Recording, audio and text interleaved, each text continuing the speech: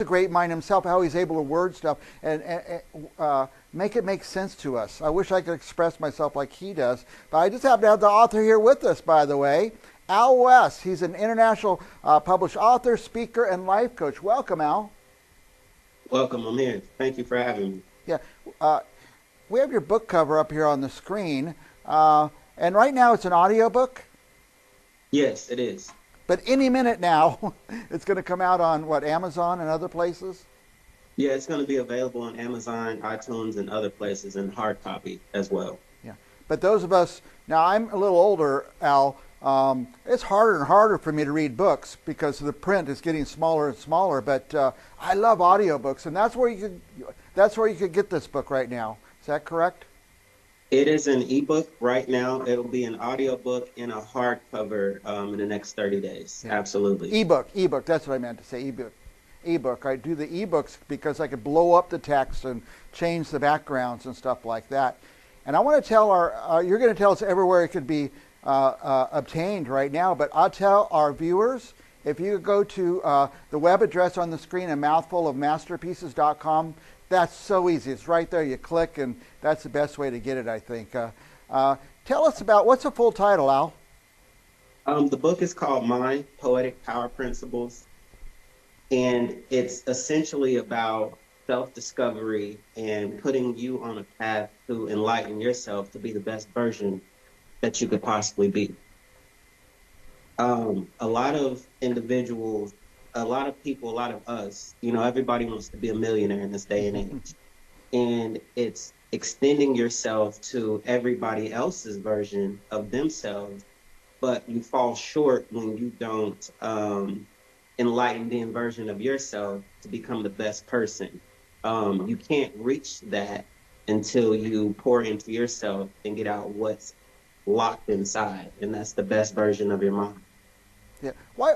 I know a lot of people that you're talking about. Those they just can't get to that next step. Is it a confidence issue? What stops people from getting to their next level? I think that it is a confidence issue and just believing in yourself to the point that you don't need an opinion from anybody else. We're raised to get opinions based off of what others think. And if we're getting praise over here or praise over here, then we think we're on the right path. Yeah. And as soon as the cheerleading stops, then we go right back to what's wrong. So nothing's ever been wrong. It's just that you have to be your own cheerleader. And by the way, I told you before we came on the air, the back of the book, it says it all about believing in yourself and getting confidence in yourself and kind of taking control of yourself. And I guess the book probably expands on those thoughts. Absolutely. I like to write in a poetic format. I believe that life comes to us in pieces. As we all know, we can't eat our food whole. We have to cut it in pieces to even put it down. So I write my book in pieces, and it's like a big puzzle. And once you read it, you'll put the whole puzzle together. Yeah. Who needs this book, Al? Who should be reading it? The person that needs that book is someone who is trying to find themselves, someone who is trying to enlighten themselves, someone who is trying to discover what and whom they are to become a better version of that. This is who needs this book. Yeah. I could think of a couple of people I'd like to give it to right away, and I will. I will do that. Now, I study this stuff too. Some people don't like the term self-help book, but just ways to get your mind in the right place to move towards success. I've been studying that all my life, and I do very well with it. But I don't stop studying it. You got to pick up the next book, and this is a good one. I'll recommend to a lot of people. It's the next book. You got to keep studying it, listen to people how they phrase stuff, and you do it really well, Al. I haven't read into the book. I want to see how you do it poetically. That'll be neat. Absolutely. I think that, it's just like I said, it's like putting a puzzle together. When you have a bunch of small parts, I don't write in chapter 1, chapter 2, chapter 3. I just think that's too long. And a lot of people, if a book is that long, they won't get through it. But it's like watching a movie for the first time. If you go back and watch the movie again, you're going to notice things that you didn't notice before. So I like to kind of put my book in a gated community. Unless you are pouring into yourself and pouring into your mind and trying to develop those instincts and that intelligence, then you'll come back to this book and read it again in its small portionate format. and you'll see something or hear something that you didn't see before. Now, once somebody's read the book and they want to go back, can they go piece by piece, or they need to go in order? Can they just pick one part out and go over that again? Absolutely, absolutely. Yeah, it's in no particular format. It's It's in the format that's going to bring you into an enlightenment. So you can read it from back to front if you want to. back to prayer. I might try that. I might try that. Now, you've been doing this for some time, studying this, writing about this. Are you a poet? Are you an author? I'm a poet and an author, but I'd like to say that life's experiences has brought me here. A lot of us have studied things. I haven't studied these things. I've actually experienced a Yeah. lot of things that's what brings me to my writing. Yeah, I think that's an interesting approach. You've gone out and done stuff. You learn. You're not always successful, but that's how you learn to take the next Right. step. Now, tell me about the website. When I saw the website, A Mouthful of Masterpieces, I thought, wow, that's an incredible website. By the way, I memorized it the first time I read it because you made it into a nice little, almost poetic sentence. What would our guests find if they visit the website? At my website, you'll find information about me. You'll find information about my books. You'll find information about my speaking engagements and where I'll be in the world speaking. And you'll also find information to book a call with me if you want to come on a personal call and let's talk about it. So you'll find all that information on my website. And you'll also find links to books that I've created on Amazon. I have 14 titles on Amazon Okay. that I've created books on, coloring books that have positive affirmations in them, and notebooks that have positive affirmations in them. So not only do I write, I create other types of books. Nice. Now, I was going to ask you about the life coach. You kind of answered the question. If somebody wants to engage you as a life coach, they could go to your website and get a hold of you? Absolutely. They can book a call or subscribe to my newsletter and get a hold of me, and then we can start the process. Oh, great. There's a newsletter, an ongoing input from Al West.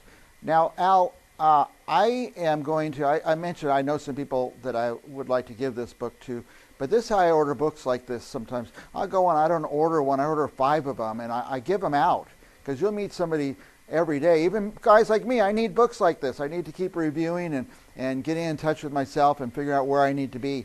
And every week I have to go to somebody's house for dinner or whatever. And you always want to take a book, take a gift. So I take books like this and leave it with them, and they love them. So That is absolutely the best way. That is the best gift to give somebody. yeah, a book. You And, can give them money, they'll spend it, but yeah. if you give them book, you'll give them a lifetime of information that they can use. Well, I always used to take a bottle of wine, but now I take books.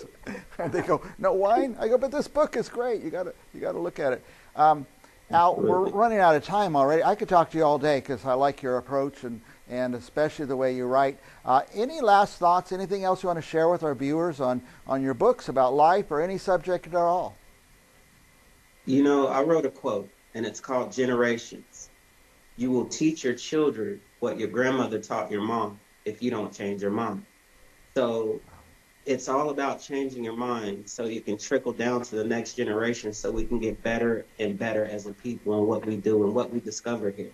But the first point is do your own self-discovery, Yeah. do your own work. Find yourself and you'll find your freedom. Right. Wow. That's great, Al. Al West. I hope you come back on the show again and again. It's Absolutely, I will. It's great to interview people who know what they want to say. It makes it so easy. I'm going to get the book. I'm going to get the ebook, and I'll let you know. I'll email you and tell you how I liked it or what I got out of it, Al. Absolutely. All right. And for our viewers, like I say, go to the website at mouthfulofmasterpieces.com. You'll find everything you need right there. And our guest is Al West, and we'll be back with another guest right after this. Thank you.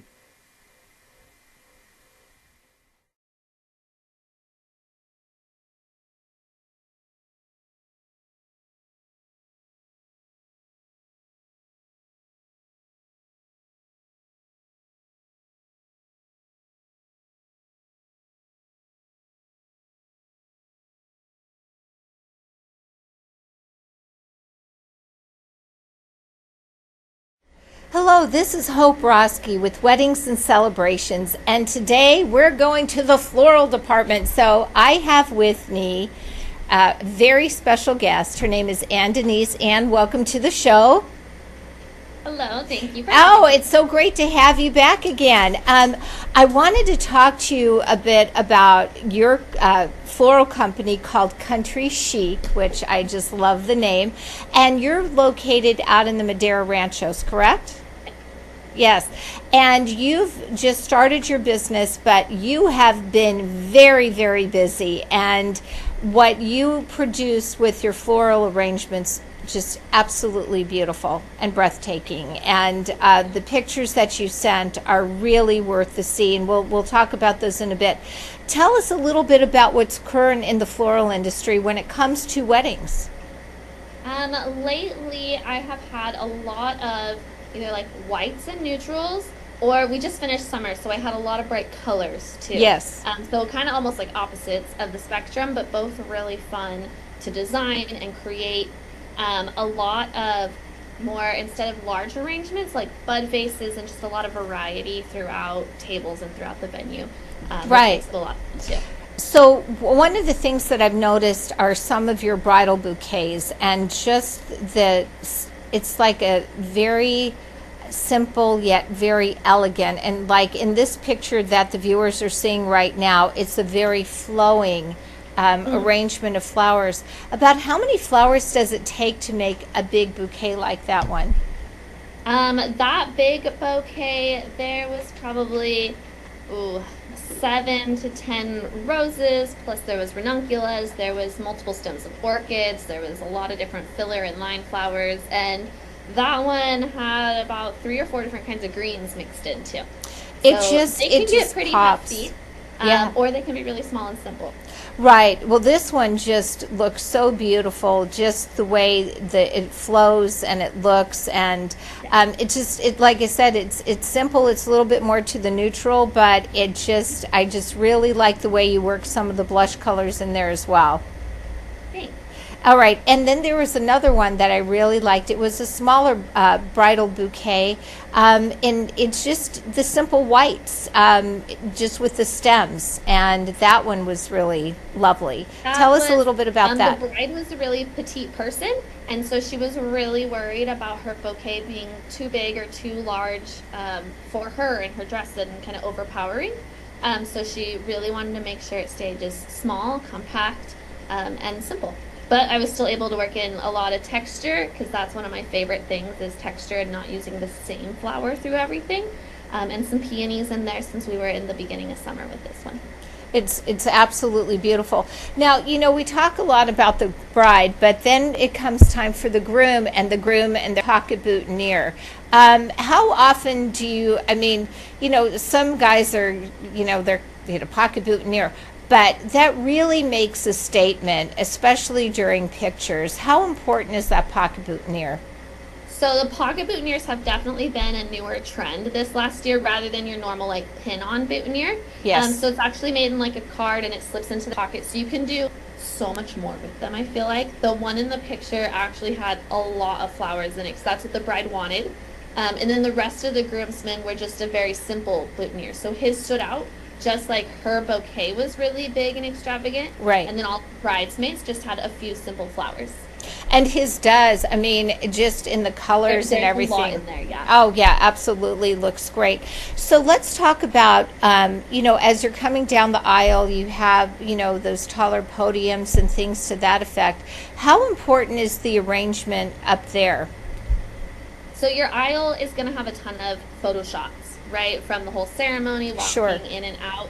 And I really try to tell my brides and my couples that either start of the aisle pieces or even aisle runners along the way really make a difference in those photos, but also they're super easy to repurpose. So you could move them to in front of your bar or your DJ or your sweetheart table, whatever it is. Sure. And get multi-purposes out of them and make that impact at your ceremony and your photos there, but still enjoy them for the rest of the night too. And once the people get seated, it's really, I think, important. Now everybody loves that elaborate flower arrangement, but I think you can be elaborate and what I call low, because you want to be able to converse with a person across from you. What type of things are you arranging when it comes to that? So for centerpieces, you can go a lot of ways. Like that low, you don't want to be right at face level, because right. You talk to everyone. So lately, I've had a lot of orders for bud vases, and just an arrangement, and all the vases are a little bit different. Sometimes you do different colored glasses, and just a few blooms and some greenery in each one, which is really nice. And it's been really like a gardeny or a more of an elegant. Sometimes they're a little more like whimsical, just kind of depending on how you set them up. But if you really do want a big arrangement too, one of your best ways for that at a table is to put on a riser and have it up high so that you can still see through to everybody and the flowers up top. So I have to go to the Shetland pony, because that just stole my heart. So, at weddings, you might have different things going on, and this one actually had a Shetland pony. Tell me about how you decorated that cute little creature right there. So this is the venue. It's called Tiny Hoof Acres. It's out in Madera Ranchos. And the owner and myself and another local vendor, Amy Shabby Sheiks, we coordinated on this wedding. And so we had 2 mini horses out during the ceremony, and there was a lot of greenery in the willow eucalyptus, so we made garlands for both of the mini horses as they wandered around on the grass. And then Stacy added the flowers in. But I've also even done garlands for alpacas, believe it or not. Oh, and that's fascinating. A couple that took pictures with alpacas. And I've seen them with donkeys and the mini horses and all kinds of things. Oh my goodness. I just loved the angle of that picture, because you can see the head table and that big arrangement. A little mini horse with it too. So with that being said, how long did it take you to do something like that for that miniature horse? So for that mini horse, I cheated a little bit, because the venue had the big willow trees. And so we trimmed big long pieces, so I just had to loop them. I didn't have to hand make the garland. If I have to hand make the garland, then that can get pretty time consuming. So now, do you have a website for people to go? So I mostly my full website is under construction, but Instagram or Facebook, which is just at Country Chic Floral Co. Okay. There. At Country Chic Floral Co. You know what? You have inspired, it looks like, so many creative directions with your floral work, which is just, I think, absolutely wonderful. And how often do you communicate? Like, if you are working with a bride, groom, etc., how often are you in communication with them? At the beginning, quite a bit, getting all of their ideas, all their Pinterest screenshots, and figuring out what their vision is. And if not with the bride, if they have a wedding coordinator, then I'll work with them as well for the same type of thing. Do you have and get them there? What was that? Sure. Do you have a certain lead time? Oh, lead time. The sooner the better. I've definitely pulled off some magic, like, last minute things, but preferably a good few months at least, just because I want to be able to put the time and the thought into that day, and because those flowers are going to be, especially your people flowers, are going to be in your photos forever. And how far out do you deliver? I have gone all the way up to Tenaya Lodge in Yosemite. Okay. I've been out to Exeter and Porterville areas a few times. I'm going to Visalia in November. I have a wedding down in Visalia, but I've also traveled to the coast for a few people. Mostly it's people that I know that get married over there, and I just load everything in my toy hauler and make it a camping trip at the same time. Oh, there you go. That sounds great. Well, Ann, Denise, thank you so much for coming on the show. And your company, Country Chic Floral, certainly has a great deal to offer for any, obviously, you could see special event, because I'm looking at that little miniature horse and I'm thinking, how cute for a kid's birthday party to get the horse decorated. So, I mean, it's not just the weddings, it's the other celebrations that you do as well. Yeah, anything from baby showers and bridal showers, weddings, all the way to celebrations of life and memorials and things like that as well. Well, I thank you so much for coming on the show, and I hope to see you again. Thank you. This is Hope Roski with Weddings and Celebrations.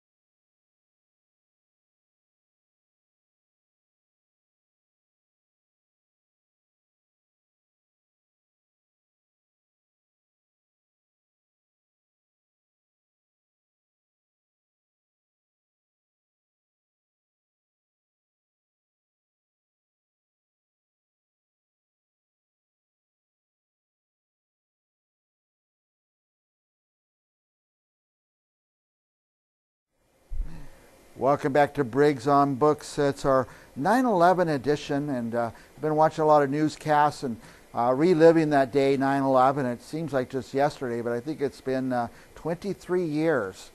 We have a regular guest on our show, Bob Millsap, who has a 9/11 story. I've asked him to come on and share the story. He actually touches on the story in his book, Shake Yourself Free. It's a book that about take control of your life to move through the pain.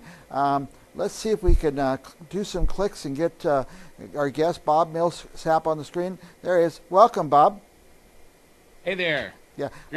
Great to be back with you. I was reading your 9/11 story today, and I watched a podcast with Mike Rowe that talked about your story. Amazing and moving story. I don't want to spoil too much of it, but it seems like a chance encounter with an old friend might have saved some lives. Tell us the story, Bob. Yeah, so, gosh, it was, hard to believe 23 years ago. I was in the grocery business working for a company called Wild Oats Markets. I was on the East Coast, had been through a few states, and it was an action-packed trip. And I finished early on myself and my coworker, Simon. We finished early. We were in Connecticut. Finished early on the 10th, the morning of the 10th. By the way, did you get to go on a lot of trips like this, or was this kind of a... Yeah, I did. Okay. At that point in time, I was national director of grocery for this company. It was Wild Oats Markets, got eventually bought out by Whole Foods. And so I was on the road every week. And at times I'd see people. It was a good opportunity to see people and go out to dinner with friends and family around the country. And this particular trip, though, was so fast-paced We had a lot of ground to cover, so I was due to fly out of LaGuardia back to Phoenix on September 11th, midday. So got finished with my work. We got finished early in Westport, Connecticut, and I was texting with my mom, of all people, and my mom texts me, and she's like, you know what you should do, since you've got some time on your hands, you should go to Yankee Stadium tonight, and Roger Clemens is pitching. He's going for his 20th win. Wow. Huge Dodger fan. You know, I grew up with season tickets to the Dodgers, and so I'm like, all right, I'm all over it. So Simon and I, we checked out of our hotel early. We hightailed it down to Yankee Stadium, bought great tickets, and then it started raining. Oh. And so raining, and it was raining hard. So Simon and I went into, I think it was called Ballpark Lanes. It was a bowling alley bar across the street from Yankee Stadium in the Bronx. We had a few beers, waited it out. Finally, they said they're going to play the game. So Simon and I go in, get to our seats, and our seats are great, right between first base and home plate. And we're getting ready to, the game's going to hopefully start. And right in front of me walks my lifelong best friend, Mike. Mike and I had grown up together in L.A. With my best friend from Bakersfield. Bakersfield, okay. And here we are at Yankee Stadium. Running into each other. So Amazing. I'm like, oh my God, Mike, what are you doing here? So you guys are from Bakersfield, and you bump into him at Yankee Stadium. Right. Okay. Right. And him and I had been to Dodger Stadium together probably 100 times from the time we were in 7th grade to past college. And here we are both at Yankee Stadium for the very first time and don't even know we're there. I'd see Mike at times when I'd be traveling, but this trip I didn't even reach out to him because it was so fast. Yeah. So start talking, small world. He had gotten tickets at work and taken the train up. He worked in Manhattan, Lower Manhattan, and we had a rental car. But we didn't have a place to stay because we were road warriors, and we would just, find a place to stay last minute back then, at different times. So anyway, we went back the game got rained out. We went back. We drove Mike and his wife Elena back to Hoboken, New Jersey, where they live.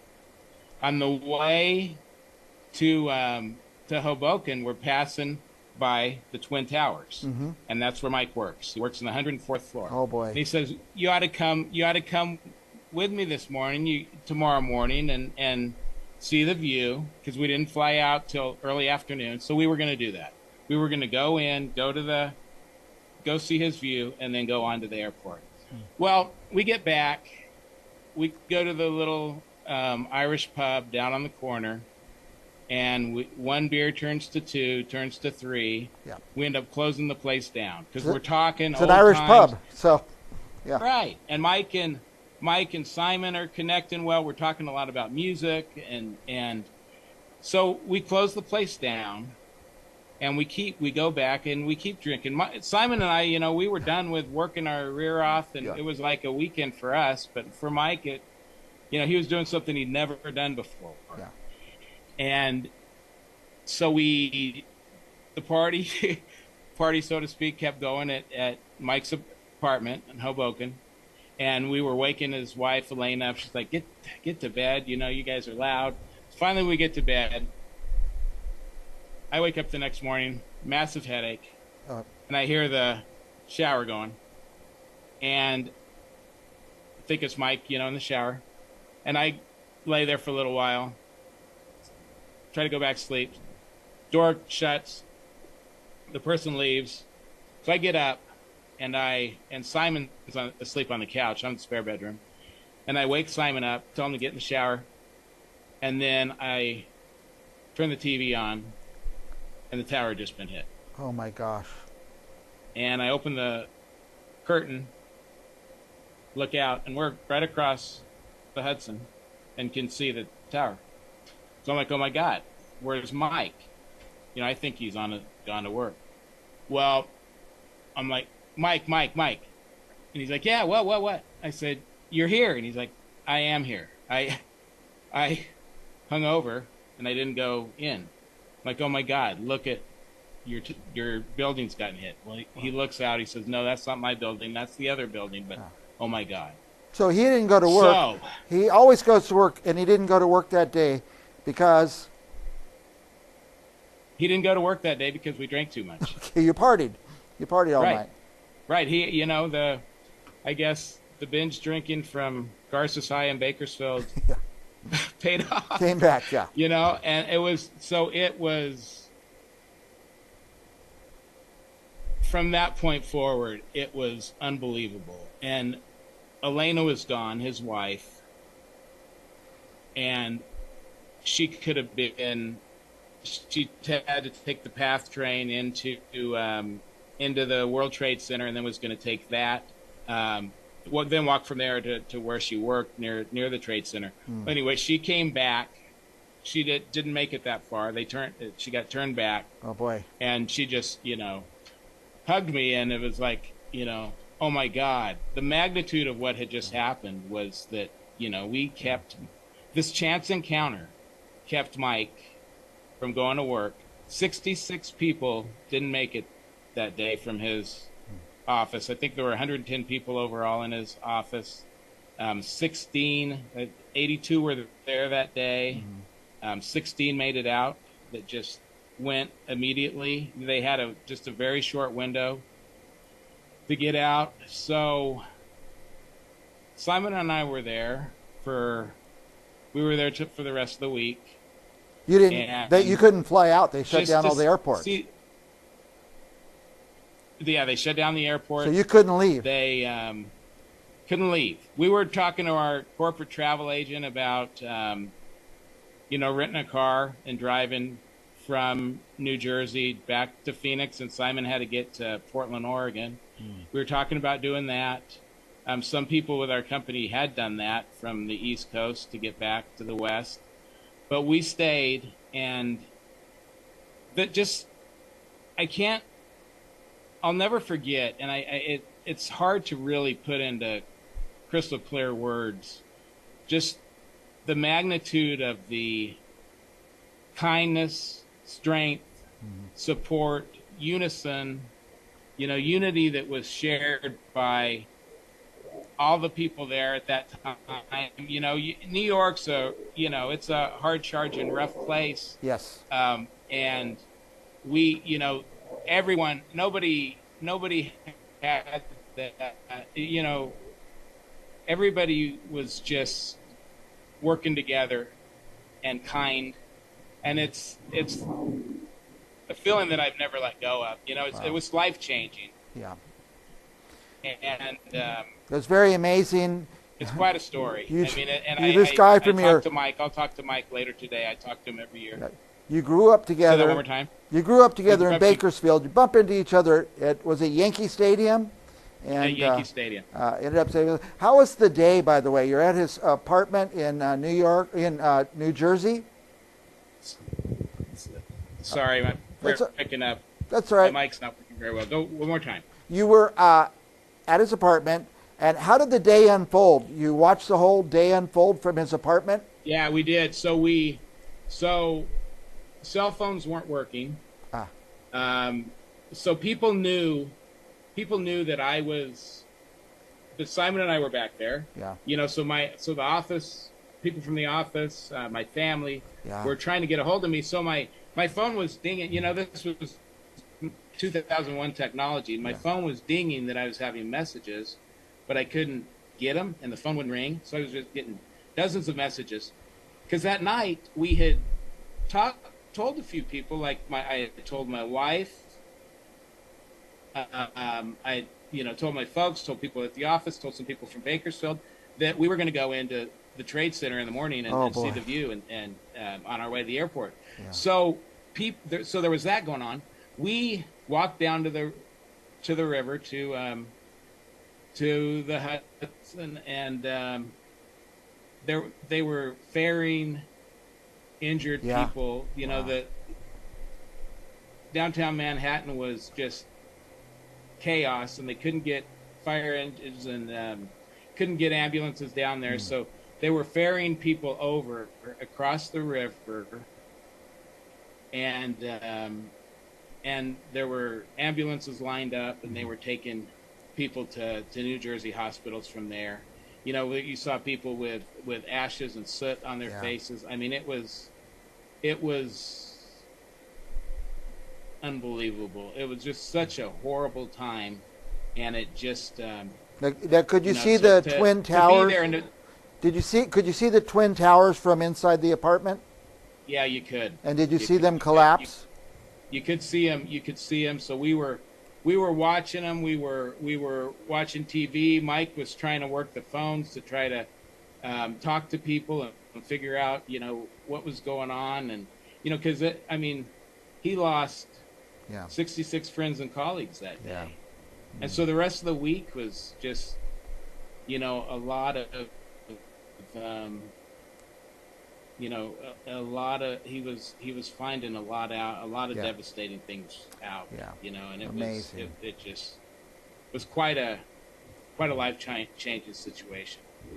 Bob, I would like to talk to you for another hour, but they're already giving me the cutoff notice. I want to go back before. I'll give you one more chance to say something, but here's Bob's book, Shake Yourself Free, and he talks about this in the book. Order the book at all your places. Bob's web address and Instagram on the screen. Bob, we've got to go. I just want to give you a minute. Any last thoughts? Anything else you want to share that we weren't able to get to?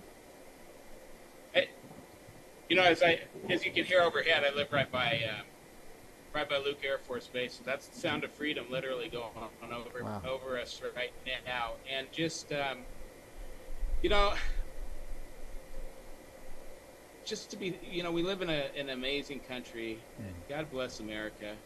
And just, there's so much for us to be thankful for, and so much to be, you know, unified about. And I just thank God every day that Mike's still here, and that I'm still here, and that we're able to tell this story. And God bless America. I do want to say Bob is in Surprise, Arizona, kind of near Phoenix. How many days over 100 degrees in a row are you now? It's well over 100 now. I think finally on Sunday it's going to be below 100, but it's been nonstop. How many days? 108, I think, today. 108 days, my goodness. Over 100 days. Our guest is Bob Millsap. I appreciate the time. It's really a moving story. It's probably gets you a little choked up every time you tell it, and it's I've been watching this footage all day, and it gets me choked up. For our viewers, we'll be back with another author right after this, so please don't go anywhere.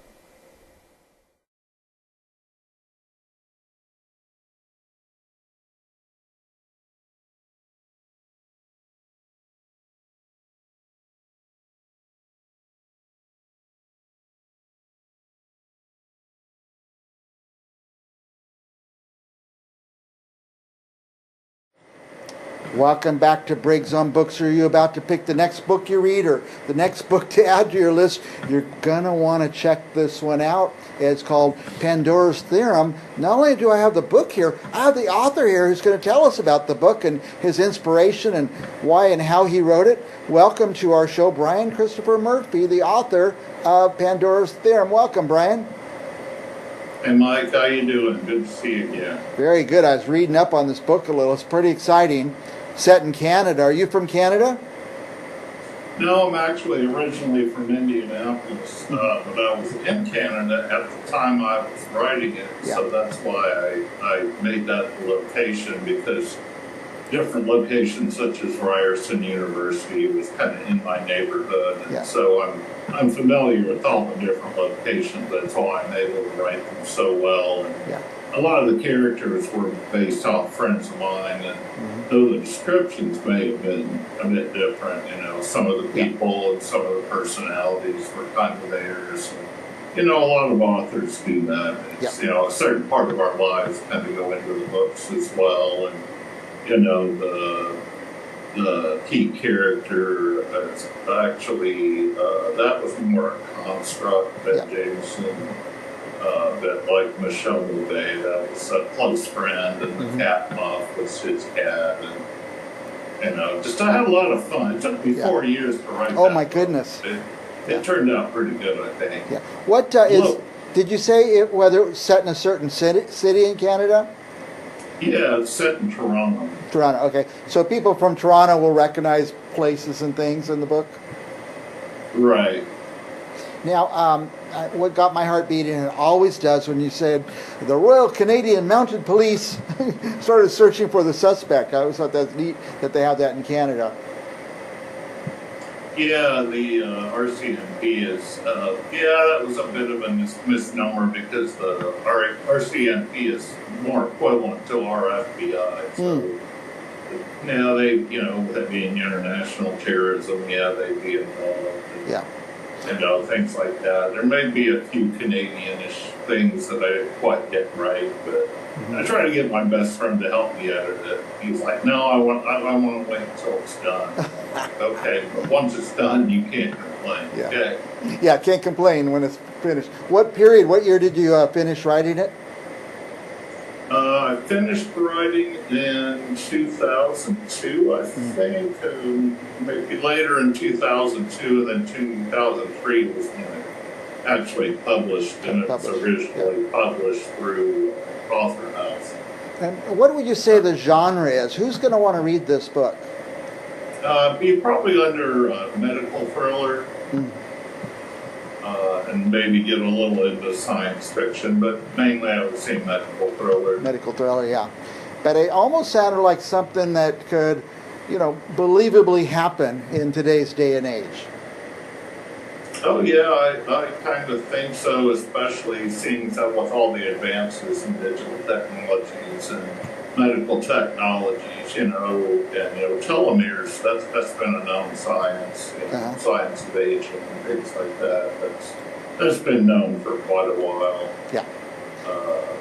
So I'm not too much into the science fiction realm. By the way, here's the cover, which is a very dramatic cover.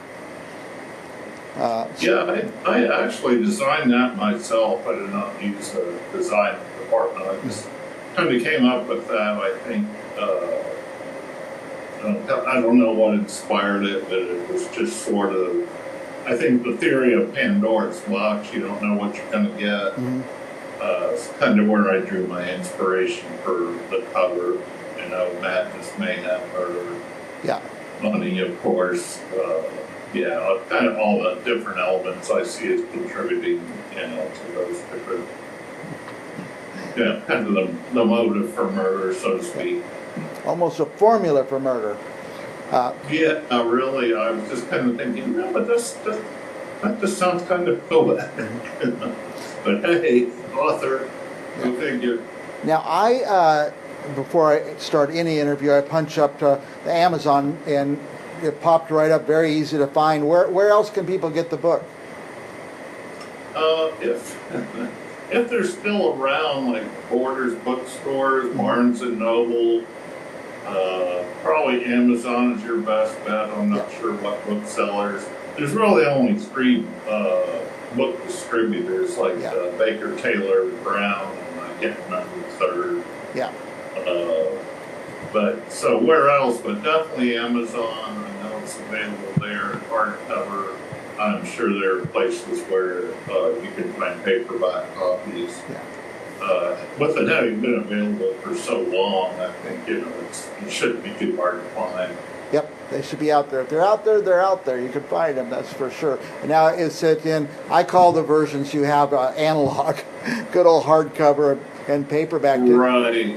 Because one of the issues, that was supposed to be the first book in a trilogy I was working on. And unfortunately, the manuscript for it is on a 3.5-inch disc. Well, those are now obsolete. So even if I still had that disc, I lost it somewhere along the line. I've moved a few times since I lived in Toronto. I moved back to the U.S. at the end of 2004, so somewhere along the line the original manuscript was lost, and I never got around to writing, a second in that trilogy. I figure, still got a lot of years left, so I may kind of get around doing that. I have my kids are grown, but they would not know what a 3.5-inch disc was. So that's interesting. Yeah. So Yeah, I'm sure we've both seen so many things come and go. The VCR, and remember 8-track tapes. Yep, Yeah, 8-track tapes. Things. My grandfather had one. I went, ooh, look, an 8-track, just like Sony. Well, you could send the book out to a typist and just have them retype the whole thing for you. You'd have a manuscript, and you're young. I mean, you're really a young man, relatively, and there's plenty of time for you to come out with the two more in the series. It's really amazing today's digital technologies, and of course we got print on demand now. Because back then, to publish a book, it was a minimum 10,000 copy run. Whereas now they can be printed as they're ordered, and it may take a while if you order a copy to get it, but again, it's being freshly printed and minted, and because that was some friends said they ordered a copy, but it took forever to get it, and I'm like, well, back then it would have. Right.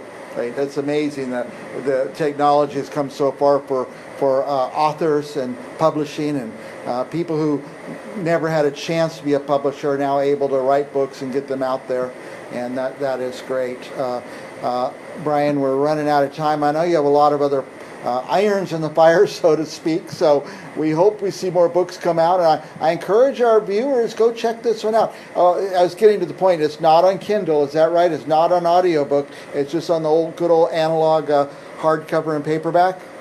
Yeah, just hardcover, paperback. I've done a lot of recent writing, that's some articles available on LinkedIn about leadership in the 21st century. And, I've still got some works out there. I have a book outlined about adulting through the generations. That may be coming into a book form. I don't know. We'll just kind of see, because I do enjoy writing, but I have a lot of creative outlets as well. Yeah, so we may see another book by you in another genre. Who knows? Yeah, and then I have a new show coming out, actually. I have some PAR Real Talk guest spots. That's become a recurring thing. And then I have a new show that's going to be coming out. It'll be available on a couple different streaming platforms and available through the channel store on Roku TV, Fire TV, iHeartRadio. So, yeah, things are really kind of taken off and going in different directions. And what will the subject of that show be? Actually, it's going to be about investing, making more money, saving more money, spending your money, spending less, and investing wisely, and, just to get you to the life of your dreams. Very good. Really, pretty much what I've talked about before on our business investing segment. Very good. Our guest is author Brian Christopher Murphy. Go to Amazon or go wherever you want and check out his book. It's a thriller. You call it a thriller, Brian? Yeah, it starts out kind of sleepy, honestly, but for a first book, it was pretty good. But once the killing starts, it gets a lot better. It gets going, gets moving. All right. Thank you, Brian. And for our viewers, stick around because we'll be back with more authors right after this.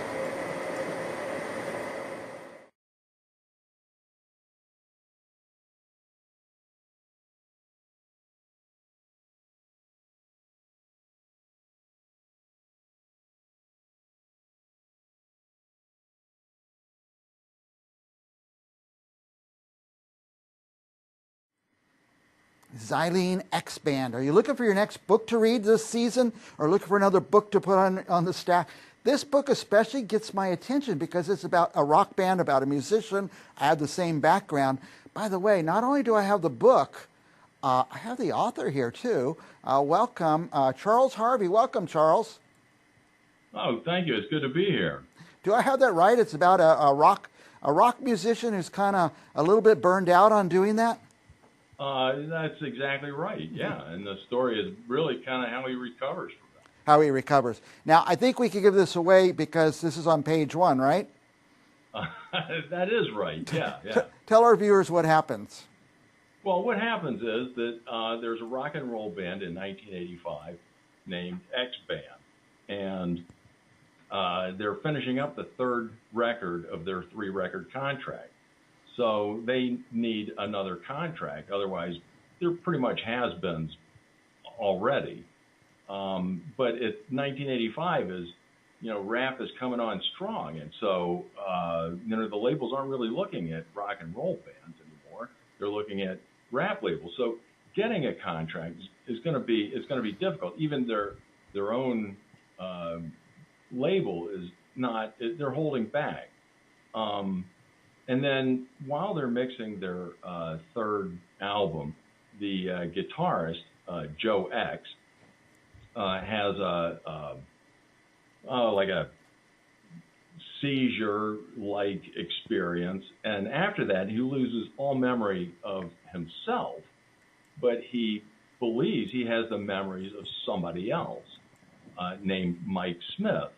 And Mike is the opposite of Joe X in that he adapts well to the rock star, the job, but he doesn't have the skills, so he can't play guitar and he can't sing. And the challenge is to really keep that hidden, do the things you need to do to be a rock band if you can, and still look viable to get another contract. And so that's the challenge. We've heard of this where people have a seizure and then wake up with an accent or a different personality or something like that. Right. Well, it's really a Prince and the Pauper story where, somebody gets thrust into a desired role. Mm-hmm. So like the movie Dave, where somebody impersonates the president and then sort of becomes the president. Yeah. And even though he really doesn't know anything about being president. Yeah. So this is that kind of story. But it's a fascinating story and a fascinating approach to writing a book. And what a mind you have, Charles. Who's going to read this book? Who will like this? Well, I started out writing it for young adults because I think young adults need a lot to read. But sort of the more I wrote it, the more complex and I don't really throw in a lot of adult themes, mm-hmm. but there is some bad language. But I really it kind of grew to become, common sort of a general fiction book. So I think I think it would be great if you were imagining what would it be like to be a rock star. Uh-huh. Then read this book. But the other thing that I didn't know when I was writing it is that, that's kind of a male fantasy. Mm-hmm. But a female fantasy is your over-controlling jerk husband wakes up and suddenly becomes a nice guy. And how do you adapt to that? So for young women seem to like the story. That's great. A lot because it falls into that. Well, it's absolutely fascinating and interesting. But what I'm going to find interesting is how this works itself out in the end. That's why I can't wait to get my hands on the book. You don't want me to spill those beans now? Nope. All right. Where can you find this book? You can buy it online from just about anybody. So, all the usual places. I self-published it, and the printer distributes to everybody. So you can go on Barnes & Noble, Thrift Books, Amazon. They all have it. Yeah, I don't favor one over another, but man, I go to that Amazon, I press the button, and it's delivered for free, and it's always the next day. So, what a great operation. Yeah. Also, I like to go into bookstores and into Target and things like that and ask for the books of the guests who've been on my show. Oh, going into a bookstore, it must be like what an alcoholic feels like going into a liquor store. It is.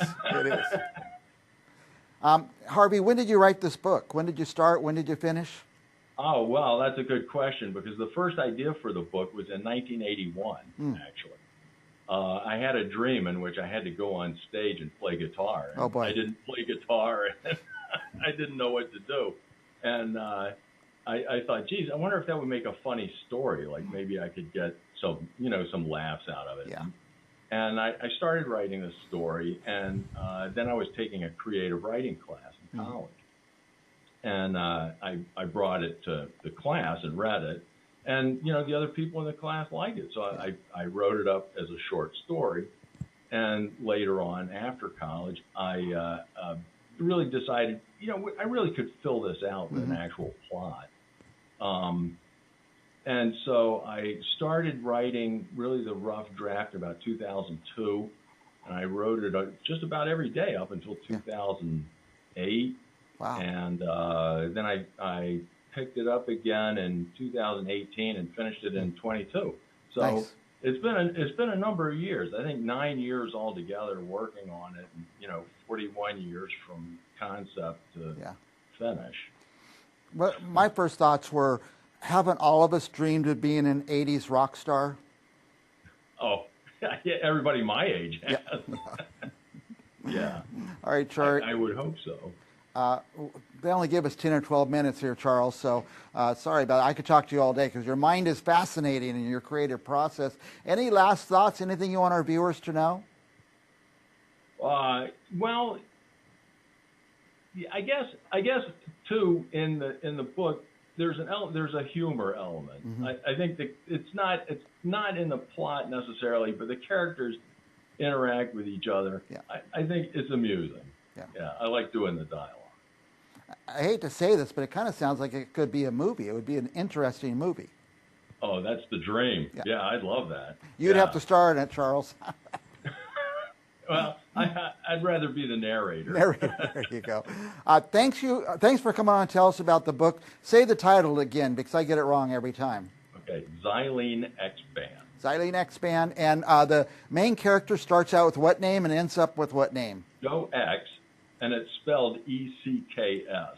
Nice. So it's Joe X, and he becomes Mike Smith. And believes himself to be a Harvard graduate. Nice. Yeah. And he can't play a lick of the guitar then? No. All right. No. And you know what? He doesn't really have a talent for it either. Wow, that's fascinating in itself. All right, the book is Xylene X-Band. Go get it wherever you get your books. And thank you, Charles, and we'll be back with another author right after this.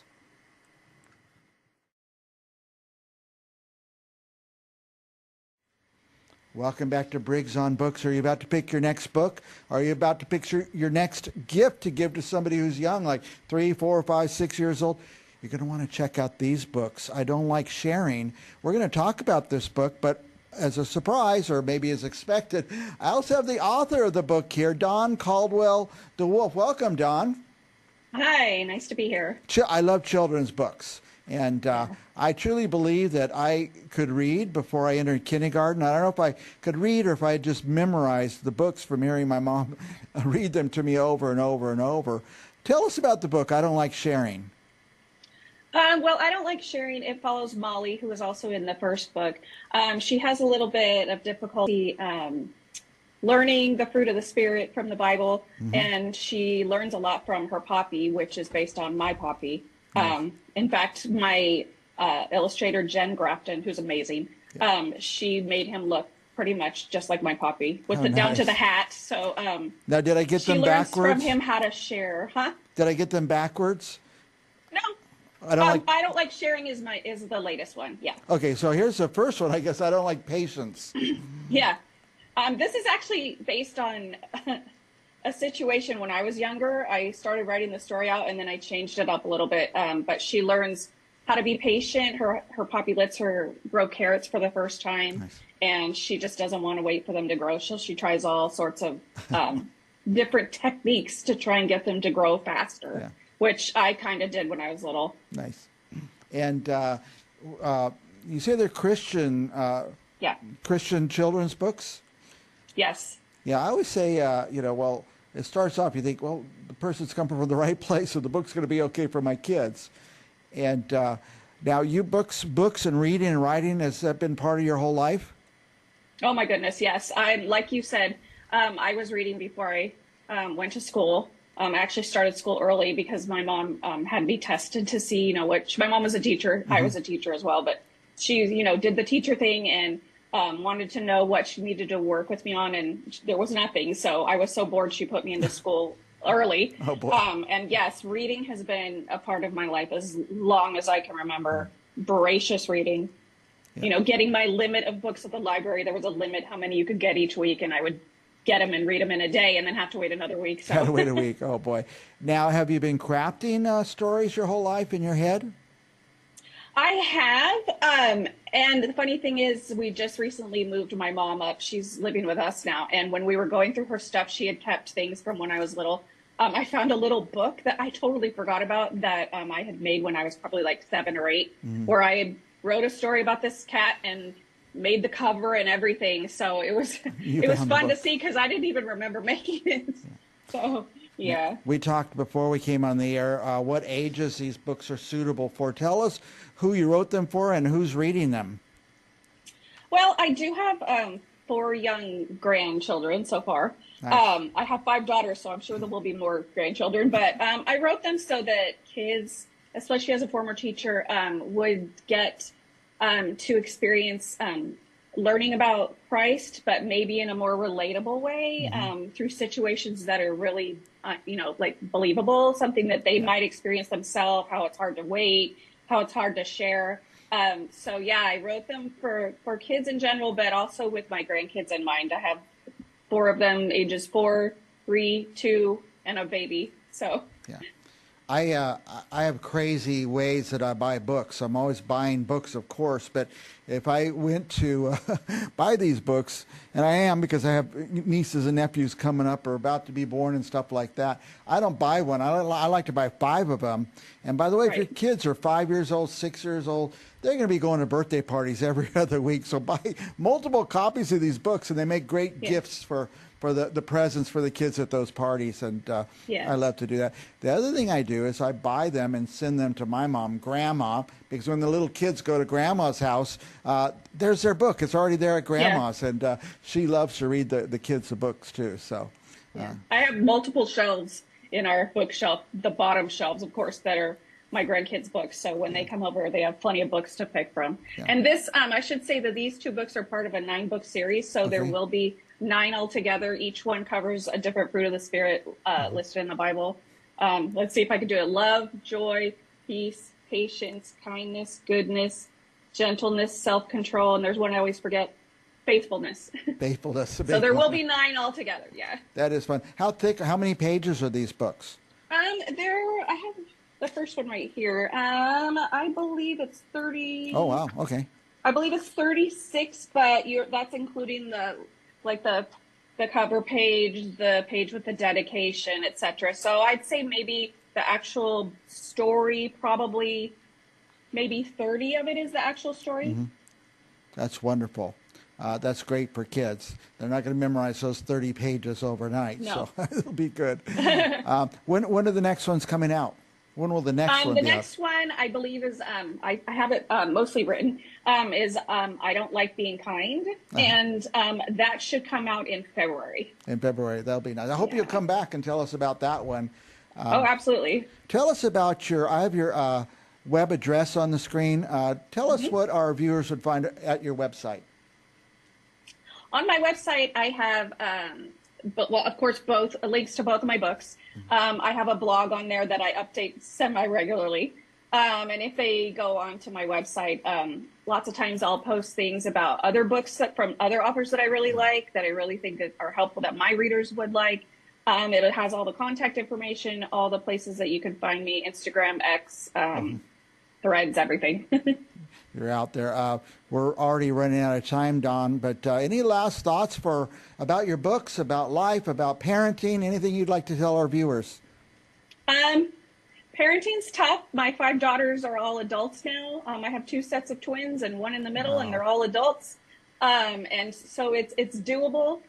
Keep your kids grounded in Christ, and then help them grow in their faith through any possible way that you can, including reading, getting them involved in church, kids ministries. That's good. What are they, all girls?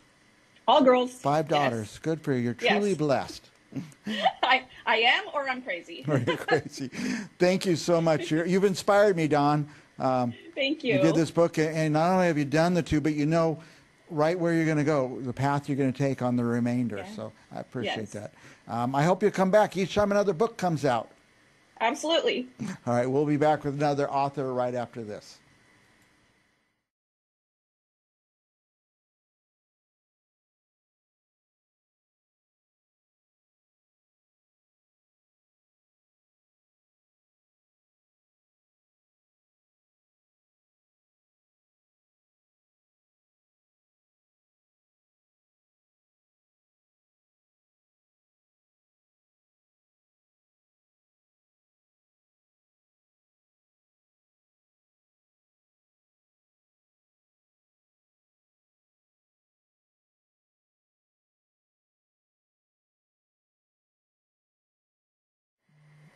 Welcome back to Briggs on Books, our international talk show where we talk to authors about their books.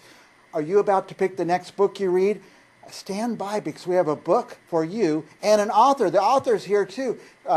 Welcome. Let's welcome, first of all, our author, Gabriella Kovac. Tell us where you are, Gabriella. I am on the Sunshine Coast in Australia. I'm going to put the cover of your book up here for a minute because that's what we're going to talk about.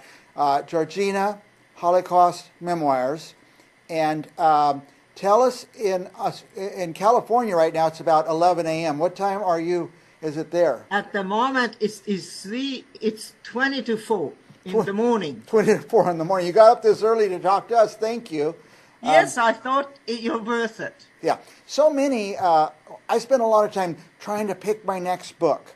So the idea of this show is so people can pick their next book. And here is a book that's very fascinating. Tell us a little bit about the book, Gabriella. Well, the book is about my family and my parents, basically about my mother. She was an extraordinary person who believed in herself totally and utterly. And basically that's one of the reasons I wrote the book, was some of the things I couldn't get grips with. And the way I could figure it out was by writing it down.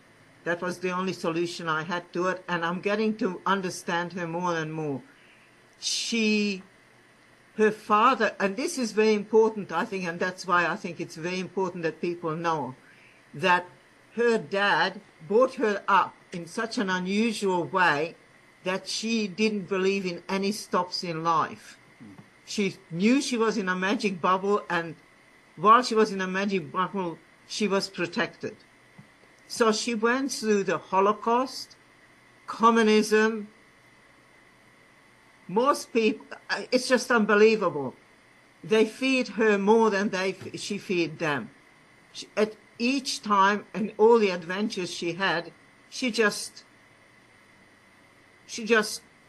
unbelievable. Made sure that she knew that she was in charge at all times, which is just crazy. And in the end, because she knew that she'd win, she was playing funny games with her. By the time some of the games, like she knew that she's going to win the lottery. Crazy stuff. Yeah. Just crazy. Now she was in where? Was she in Hungary? Yes, she was in Hungary right through the Holocaust. Okay. And also under communism. And then finally, she just went to the Hungarian government when the there was a revolution against the communists, and after the revolution failed, she went to the Hungarian government and said, how much for 11 visas? That's guts. Yeah. And she paid it because she had a couple of businesses under communism, which was illegal, but she just did it. That's the sort of person she was. Now, and that's why I wrote the book. A lot of people don't know this. Most people know about the Holocaust, but there's a lot of countries that after the Holocaust were taken over by communism. And tell us what that was like. Was it worse? Oh, it was horrific. Yeah. Like because of the way she was handling us, and as I said, she had several businesses under communism, under their noses. But, from our flat, we could see people in queues waiting for bread, waiting for meat. Yeah. There was no food. Most people starved. Yeah. It was just You know, if there was a horse on the street that was dead, people would run and cut it up for meat. It was, communism is the most horrible thing that I have experienced as a child. You can't have a religion. You don't know if your neighbors are watching you. You don't know who's going to dob you in for a penny. It's horrible. Yeah. Now I understand that, of course, in certain countries like Germany, Germans killed a lot of their citizens, but I understand under the communists they killed a lot of their citizens as well. I think they killed more under Stalin. I think there were more people being murdered by Stalin than under the Holocaust under Hitler. Yeah. We were talking before how I love to read about history, so I recommend for our history buffs out there like me, you may get a whole nother perspective of what went on during the Holocaust and after the Holocaust that we don't get to read a lot about. I'm glad you did this book, Gabriella. Yeah, but you can. I have put quite a lot of real details in the book about what was happening and how she overcame them. And that's why I said to you before, if anybody would like to contact me on my email, I'm more than happy to send them, because I just did the audio book, so they gave me a couple of freebies, and I'm quite happy to share. Now, did you do the voice yourself on the audiobook? Yes, I was a bit scared because of my accent, but yes, I did do it. I felt that it was necessary. Yeah, you have a great speaking voice, but I was going to say it does not have much of an Australian twang to it. Really? Are you more? I don't know. You have a Hungarian accent? Is that what we're hearing? Yes, you can hear my Hungarian accent. But not much Australian at all, I don't think. It's probably most Hungarian. Yeah. You see, as I said, we came legally to Australia with a passport, with all our books, and one of the main problems I had when I came to Australia was that I could not learn English because my vocabulary as a child was a lot larger than most. And therefore I just couldn't express myself. What year did you come to Australia? I can express myself in Hungarian. What year did you come to Australia? 1957, a year after the revolution. Yeah. Now, tell me this, Gabriella. We do have your web address on the screen, GabriellaKovac.com. What would our viewers find on that page? Oh, they would find mostly about me. Mm-hmm. Also, I did turn the book into a stage show, and they find out a bit more about that, and basically about me. It's if they want to have the audio book, it's my email address that they need, and that's also on that page. Yeah. Yeah, so we can go there. Can people communicate with you there through your webpage? Yes, they can communicate on my webpage, on my Facebook page. I'm quite well known in Australia, and also I've sold I don't know how many thousand books on Amazon. It is a bestseller.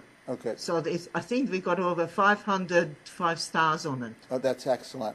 Now, what will people take away from this book? Is it going to be incredibly sad? Is it going to be inspirational? Mostly inspirational, and give you an idea that you can, no matter what you do, if you have the intention to do it, you will succeed. That's basically the message of the book. Yeah. And it's inspirational. There's not much sadness about it at all. It's mostly, this happened, so this is what she did. This is how she solved that problem. Well, I love books with strong women in them, and it sounds like Georgina was very strong and overcame. You kind of say she did what she needed to do, and she knew what she needed to do. She wanted to get, what was the main thing she said during the revolution, when she wanted to get out of the flat, and my dad said, not now, wait until it's all finished. Yeah. And she said, yes, when it's finished, I want to go somewhere where they don't kill each other every 10 years, and it's warm. She wanted to be warm. It's warm. Gabriella, we're way out of time. I could talk to you all day. I can tell our viewers, this is my next book. I've decided. I'm always trying to decide what to read next, but I think this is going to be a very important book in my learning and education of what happened in that part of the world during that period. Gabriella, any last thoughts you'd like to share with our viewers? No, I just wish you all the best, and I do hope that you get something and take away something from this book. It's a very small book. Even a 10-year-old can read it, and I think you will learn by it. That's the main thing. Yeah, very good. All right, thank you, Gabriella. Go to her website, go to Amazon, buy the book, or go to her website. Probably it will lead you to purchasing the book. Either one. You can go onto my website. You can buy the book from me, but I think it'd be a bit expensive for me to send it to you. Yeah. But I can sign it. But I think the audio book's better. Good, good. Thank you, Gabriella. And for our viewers, stick around. We'll have another author right after this.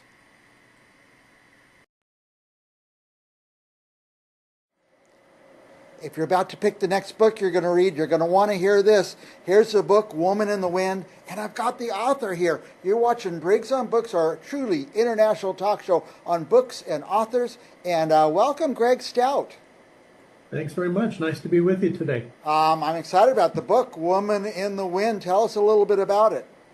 Well, it is the third in a series which I guess I'm under contract for 6, so this is number 3. It's the third in the Jackson Gamble Private Investigator Mystery Series, which is set in Nashville, Tennessee, which, by the way, is where BoucherCon is next month. So I'm going to have to go. You're going to be there? Where you have your books? Yes. Nice. And that will be in Nashville? Yes. Nice. And now you're a long way from Nashville. You're in St. Gerardo, Missouri, right? St. Gerardo. We're about 3.5 hours driving. Okay, very good. Now, The Woman in the Wind, that's not your first book, is it? That's your most recent, I should say. No. I think maybe the next most recent was this one, Lost Little Girl. Is that right? Lost Little Girl was the first in the series. Okay. And I got kind of lucky with that one. I sent that manuscript to 10 publishers. 4 of them wanted it. One of them offered me a 3-book deal, so, that was the one that I took. That one came out in 21. The next one, which was called The Gone Man, came out in 22. Woman in the Wind in 23. And later this year, we'll have the 4th one, which is called Long Time Gone. Long Time Gone. Yes. And here's the Gone Man cover. All your covers are very intriguing. I don't know who does the art, but they kind of pull you in a little bit. Well, the publisher more or less does the art, but the way it happens is that I pick basically stock photos of, they're all Nashville at night. Okay. And they're intended to kind of convey a sense of loneliness and alienation, which is sort of goes with, noir and PI fiction generally. Yeah, that was my next question. Tell us about your genre. What is the genre? Who's going to be looking to read these books? Well, if like me, you cut your teeth on somebody like Raymond Chandler, that would be a good choice, or Dennis Lehane, or Walter Mosley, or any of the contemporary PI fiction writers. They all kind of run to a type, which is generally speaking first-person narrative, which for me is much easier to handle. Yeah. But I think anybody that likes PI fiction would like these. We'll like those. Now, the favorite one of yours so far that I wanted to talk about. You said I could go in any order and talk about anything. So tell us about Connor's War. Okay, Connor's War is it's somewhere between young adult and middle grade. At the end of my working life, the last 12 years that I worked, I was in the private sector for 27 years. My company got bought out. I got bought out. I needed something to do. So I got a master's in education, and I taught in the public school system in Illinois for 12 years. And I had a section of reading every day. Mostly I taught 20th century U.S. history, which was easy because I lived through half of it. But I had a section of reading, and by the end of those 12 years, I had a pretty good handle on what, let's say 8th graders read, and I thought, I bet I can do this.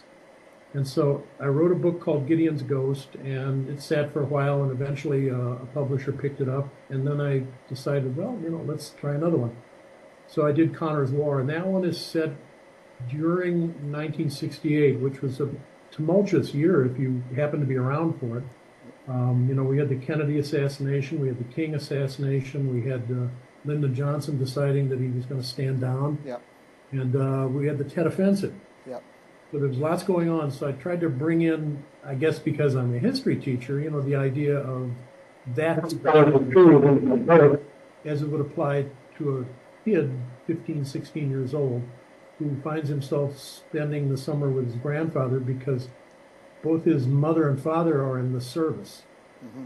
And she is a Navy doctor. She's called back into active duty, and so he's got to go stay someplace. And he goes from, what did we say, from California to a little town in Kansas, which is about as far from California as you can get. Yes. It's amazing that that was such a tremendous year, really stamped in a lot of our minds. So I guess you kind of cover the history through this book? Well, I touch on the war, I touch on the assassinations, and just, mostly the disruption, I think, and having not come from a military family, I was guessing at this a little bit, but the disruption that military families would have faced during that period, because it was a lot of uncertainty. People were getting killed in big numbers. And I think, without spoiling it, we could say maybe his father gets shot down. He does.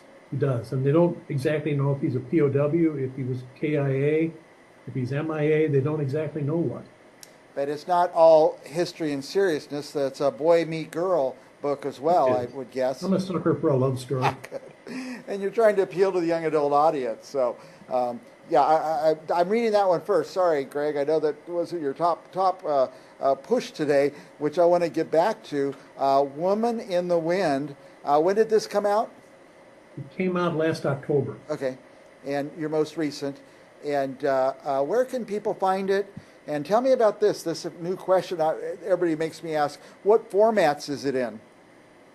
Well, it's available as an ebook. The YA books are available as ebooks, as print books, and as audiobooks. That publisher does audiobooks.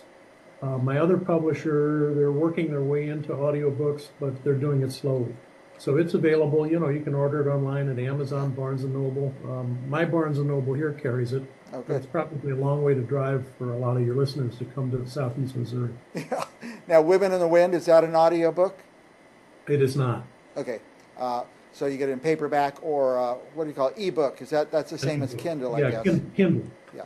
My kids just sent me a Kindle machine, so I guess I'm going to learn how to use that.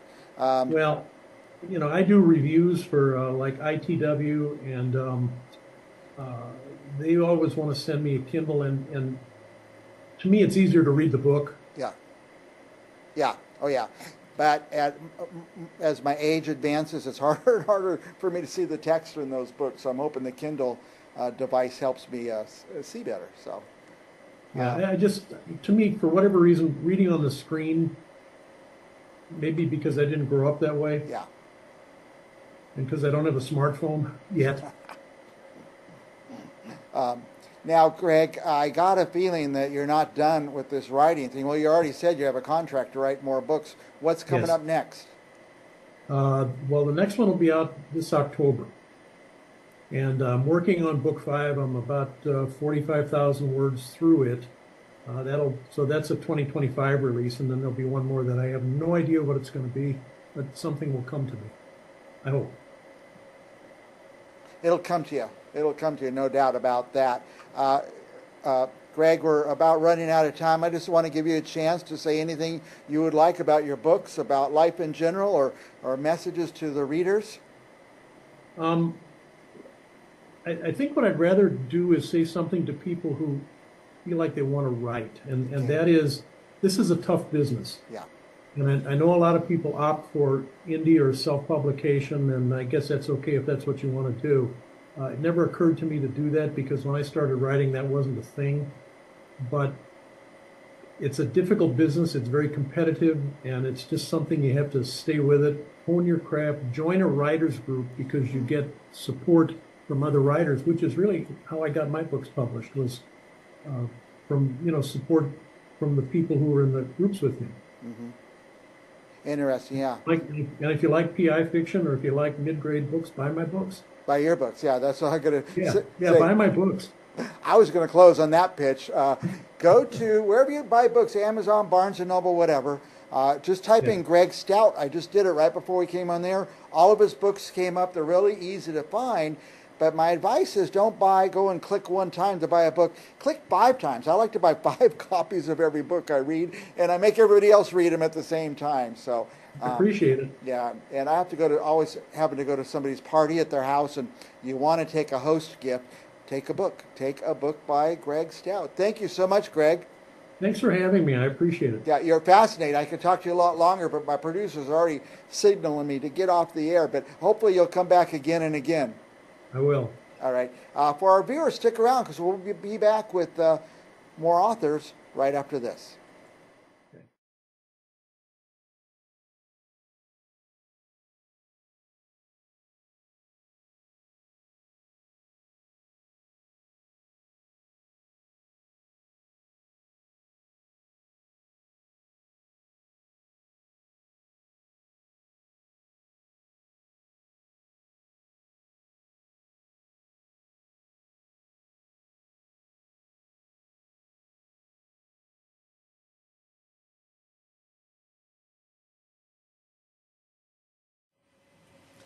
Welcome back to Briggs Arm Books, our international talk show where we talk to authors from all over the world about their books, their process. Also, we talk to publishers, editors, people who can help you get your book published. So many of our viewers are trying to do just that, get their first book out there. Our next guest today, I should say, has done it several times. She's an expert at it now. Margaret Izzard. Welcome, Margaret. Thank you. Thank you for having me. Yeah, last time you were here, we talked about your first book. In fact, here's the cover of it. It's called Stone of Love. And now your second book is out, Stone of Fear. Yes. Now, as I recall, the protagonist, should we call her? Is her name Marie? Yes. And she has something to do, she is an expert on buildings or religious facilities? Religious buildings. She's an expert on religious buildings, specifically historical religious buildings across Scotland. Across Scotland, in specific. Yes. Now, and so she's building. Oh, she gets hired to maybe restore one or the flooring or something. Tell us a little bit about the story. Yes, Marie actually does appear in the first book. She was brought on with the main first character of the first book, Brielle. Marie is brought on to restore the mosaic flooring in the chapel in the woods at Dunstafnage Castle. And the interesting thing about book 2 is it actually starts where we left off with the first book. But what's an interesting fact is that Marie and John's love story occurred while the main characters in the first book were traveled back in time in order to recover a magic face stone. So we actually start book 2 at Happily Ever After. Okay. And a priest kidnaps Marie because he believes that she possesses magical powers in order to recover a magic face stone. And he drags her across Scotland, or across the Western Isles of Scotland, searching ancient crosses, attempting to find a magic face stone. And her romantic interest, John, who is the assistant to the main character in the first book, must chase her through space and time in order to help find her.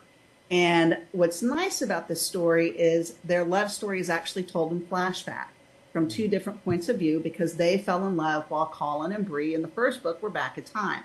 So it's a very interesting story. It's filled with romance, fae magic, some mysterious events, and a few twists and turns along the way. Now, it's based in Scotland. Will people know these places? Yes. Actually, Dunstafnage Castle exists. It's outside of Oban on the Western Isles of Scotland. The chapel in the woods is a chapel building. It is a ruin. And in the book, it gets remodeled. It actually, at the time it was built, probably somewhere around the 13th century. It was probably considered one of the most spectacular private chapels across Scotland. It actually rivals Iona Abbey, which the Isle of Iona is a place that we visit in book 2. And we visit a couple other places along the Western Isles because we're chasing some of those ancient Celtic crosses.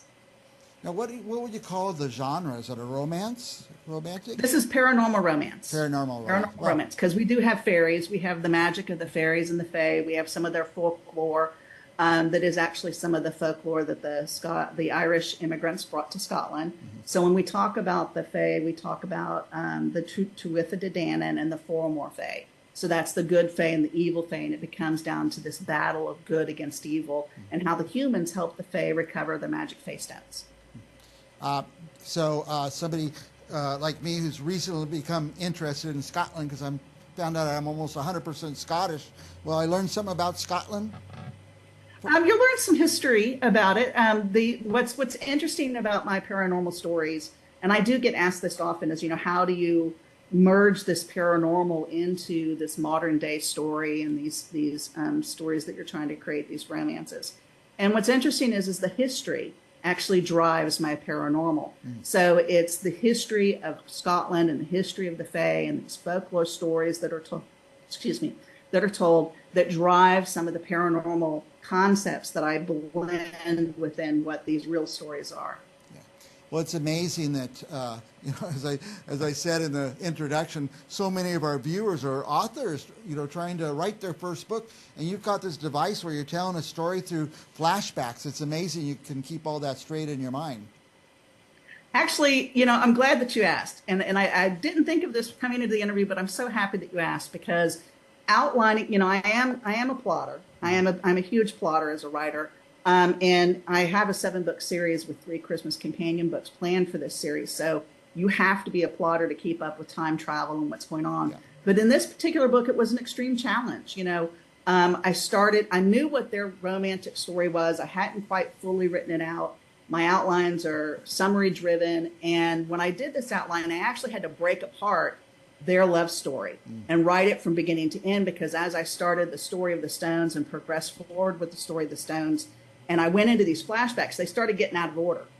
And I had to ensure whose point of view was I in, because you get Marie's point of view and then John's point of view and Marie's point of view and John's point of view until they come together.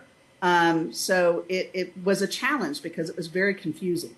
And so what I did in the outline was actually pulled out on 2 separate columns to the side. The first column was here's the story we're working on now, where Mary's kidnapped by this priest and going through time, and John has to chase after her. And then in the next 2 columns were the love story. So if you read it from top to bottom, one